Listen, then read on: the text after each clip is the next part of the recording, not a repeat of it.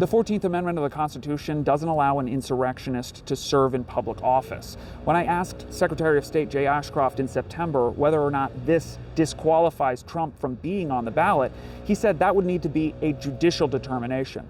Then today, he said Colorado's judicial determination doesn't count. Why do I care what a Colorado Supreme Court has done? Normally, I don't.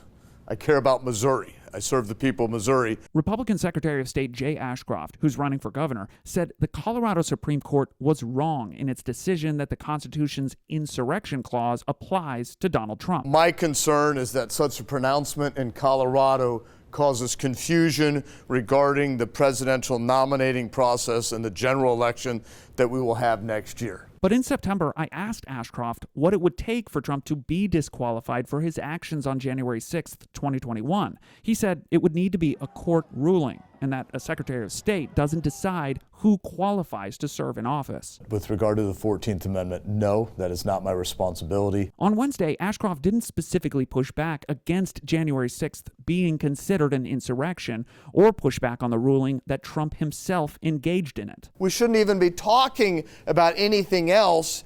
If it doesn't apply to him, you're not allowed to opine on anything else. Ashcroft also would not say whether his opinion of Colorado's ruling would change if it's upheld by the U.S. Supreme Court. The Supreme Court's not going to uphold it. If they do, though, the Supreme Court's not going to uphold it because they would have to go against the plain language of the United States Constitution. Some Missouri Democrats said Ashcroft's statements are only meant to score political points with Trump's base of supporters. They're afraid to stand up to him because they don't want to lose those votes. And I think the idea is, well, if I support him and he loses, then I still can get his supporters. But if they come out now and say, well, I'm against this, then those supporters are going to go somewhere else. And they're afraid of that.